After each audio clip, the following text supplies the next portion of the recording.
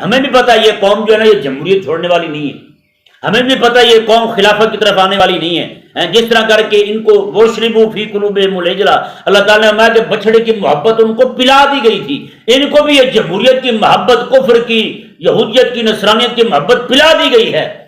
جیسے انہوں نے کہا تھا 2 بجے ہیں، ہم اس لیے ان کو بار بار کہہ رہے ہیں، وہی 2 بجے ہمارے پیش نظر ہیں، ہم بھی ان کو بار بار کہتے رہتے ہیں، بار بار دعوت دیتے رہتے ہیں۔ وہ 2 بجے کیا بیان کی؟